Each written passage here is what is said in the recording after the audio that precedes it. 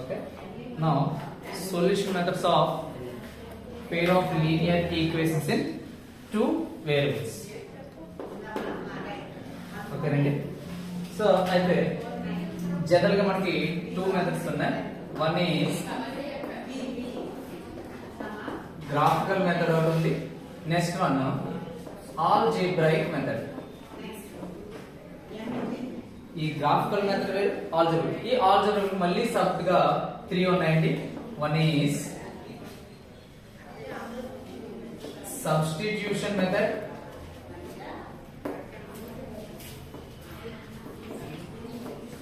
second one is elimination method,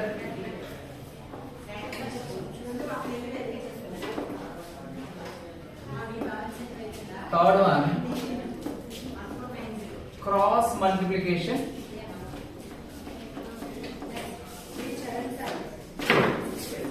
so one is substitution method, elimination method, cross multiplication method. So అయితే first మనం graphical methods చూసుకుందాం. So ఈ solution method లో first method ఏమనుకున్నామంటే graphical method. ఈ graphical method లో మనం general గా equations 2 equations ఇస్తారు కదా, ఆ 2 ఈక్వేషన్స్ మనం చూడగానే అది parallel. First one is parallel అవుతుందా,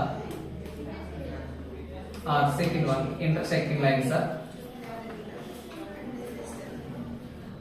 third one coincident lines. So మనం ఈక్వేషన్ చూడగానే చెప్పొచ్చు అదే దానికే relation between coefficients and nature of system of equations general మనం చెప్పాం కదా. సో ఇవి 2 equations, pair of linear equations in 2 variables. So one is a1x plus b1y plus c1 is equal to 0 and another one is a2x plus b2y plus c2 is equal to 0. ఇందులో coefficients ఏంటంటే a1 a2 ఇవి x coefficients, b1 b2 and c1 c2. అయితే వీటి ratio ఏంటంటే a1 by a2 అలాగే b1 by b2 అలాగే c1 by c2 ఈ ratios అండి. సో ఈ రేషియోస్ లో ఫర్ ఎగ్జాంపుల్ ఇందులో కండిషన్స్ అండి.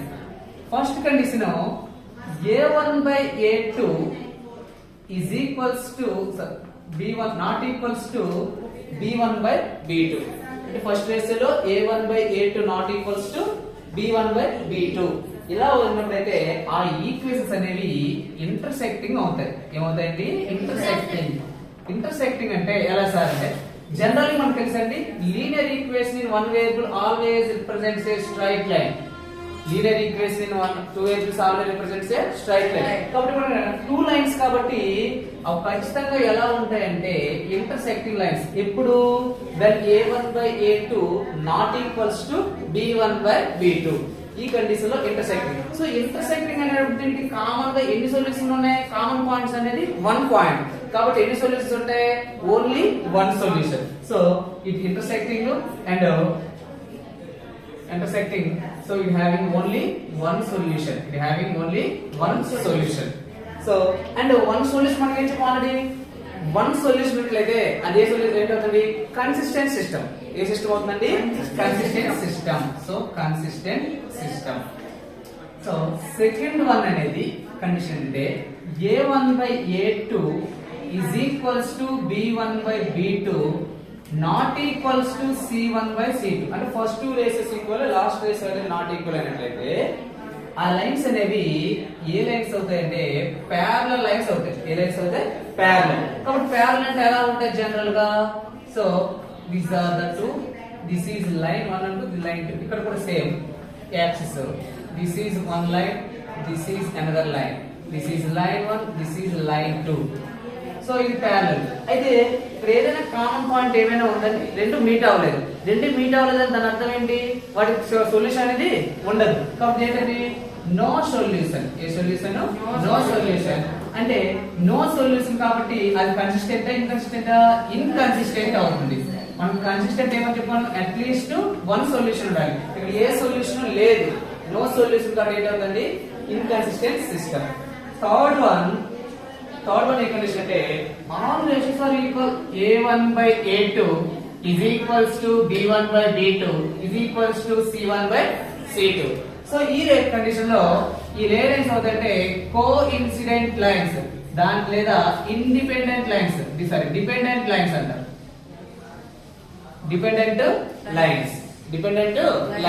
సో ఈ డిపెండెంట్ లైన్స్ అంటే ఒకదానిపైన ఎలా ఉంటుంది జనరల్ గా, దీని ఎలా ఉంటుందంటే ఈ రెండు 2 లైన్స్ అయినట్లయితే so this line and again this line is there. So line 1 line 2 అంటే ఒకదానిపై ఒకటి ఉంటాయండి. సో అవి కాబట్టి డిపెండెంట్ లైన్స్. ఇదే సిస్టమ్ అంటే ప్రతి ఒక్క పాయింట్ దగ్గర టచ్ అయ్యండి, ప్రతి ఒక్క పాయింట్ దగ్గర టచ్ అంటే every touches at every point. If you take any point it is common to both the lines, which means one is coincident lines, which means so they having so many solutions. ఎన్ని solutions ఉన్నాయండి?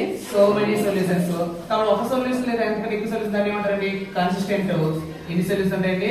so many solutions. అదే infinite solutions. ఎన్ని solutions అండి? Infinite solution. So first condition ఏమన్నారండి? a1/a2 not equals to b1/b2 intersecting lines consistent system intersecting కాబట్టి only one point touch అవుతుంది. దాని ఏమంటే we are having only one solution.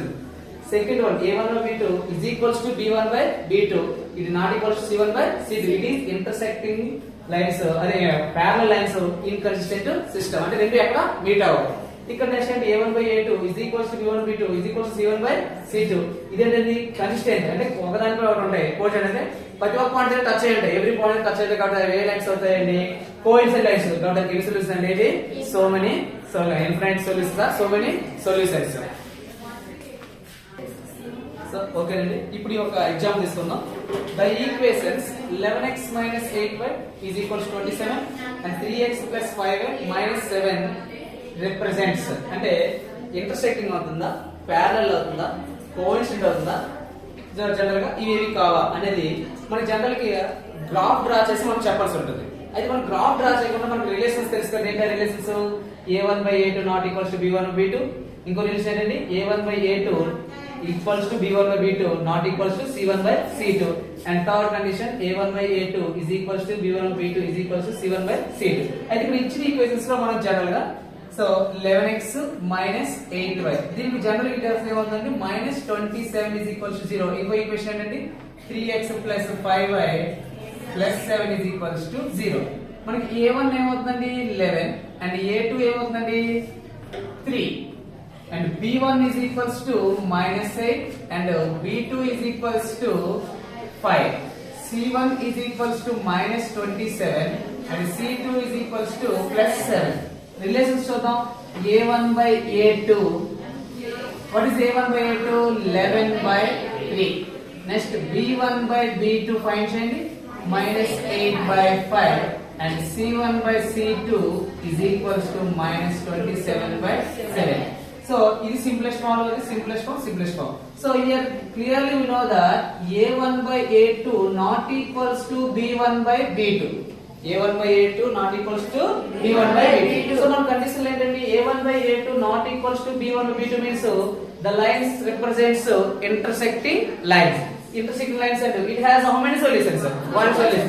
ఇప్పుడు మనకి ఏమవుతుంది? ఆప్షన్ అనేది ఆప్షన్ 1 అనేది ఏ అనేది కరెక్ట్ అవుతుంది.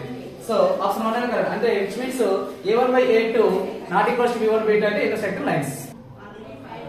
చూడండి. సో ఇంకా ఎగ్జాంపుల్ తీసుకుందాం అండి. the equations 2x + 3y - 7 is equal to 0, 4x + 6y - 8 is equal to 0 represents intersecting, parallel, coincident or none of the is. So now comparing, so now here 2x + 3y is - 7 is equal to 0 and next equation 4x + 6y - 8 is equal to 0. Here clearly a1 how much? a1 2 and a2 4, b1 3, b2 6, c1 -7, c2 -8.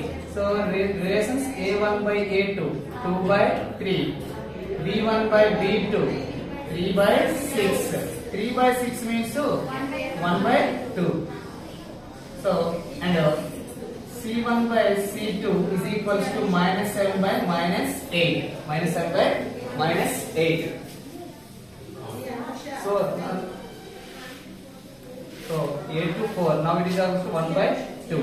Now here clearly you know that a1/a2 is equals to b1/b2 and not equals to c1/c2. Condition ఏం represent చేస్తుందండి? The lines are parallel. and having no solution. So option ఏమవుతుందండి parallel is the option. So ఏమని రాస్తారు? So the lines parallel no solution. So ఇది ఏ system అండి? ఇది ఇన్కంటిన్యూస్ system లోకి వెళ్తుందండి. సో ఇంకో ఎగ్జాంపుల్ చూద్దాం. So the another example is the equations 3x minus 6y minus 11 is equal to 0, 6x minus 12y minus 22 is equal to 0 represents. So say 3x minus 6y minus 11 is equal to 0, and the equation 6x minus 12y minus 22 is equal to 0. A1 is equals to 3, A2 is equals to 6, B1 minus 6, B2 minus 12, C1 minus 11 and C2 minus 22. So A1 by A2 3 by 6 that is equals to 1 by 2. B1 by B2 minus 6 by minus 12 is also 1 by 2. 6 ones are 6 2 minus 1 cancel. Now C1 by C2 here also minus 11 by minus 22 is also 1 by 2.